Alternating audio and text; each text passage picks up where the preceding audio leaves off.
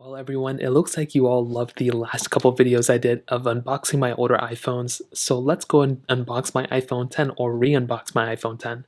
So I repackaged my older iPhone 10 into this box, and this is essentially what the unboxing experience would have been like. Now, the box itself on the front doesn't really look super crazy, but if you look at the thickness, as I mentioned before, it's insane how thick these boxes were. Now, even this one I didn't even package properly, so a little bit thinner, basically like that, but it's still insane how thick this box was at this moment.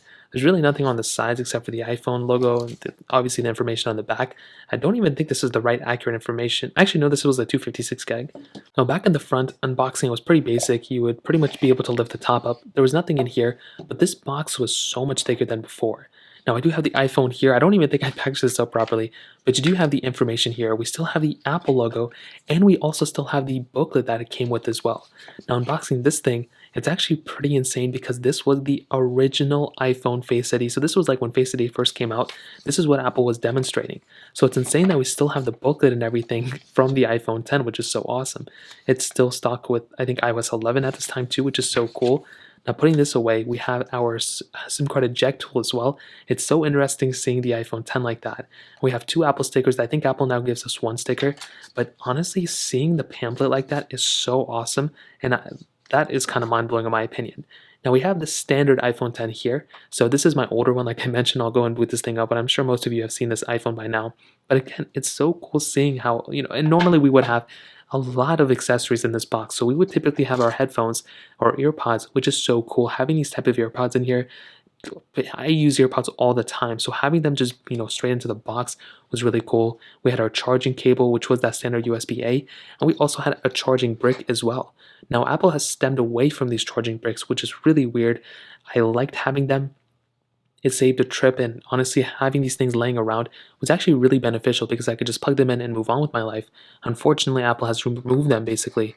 But honestly, when I look back at something like the iPhone 10, I look at the box and I'm like, wow, Apple did a tremendous job at this moment. They really brought a lot of stuff to the table, and I was actually really happy with the way Apple actually, went about and introduced this iPhone, even though they kind of flopped at the keynote. They did a great job with this iPhone, and I still think it holds up really well.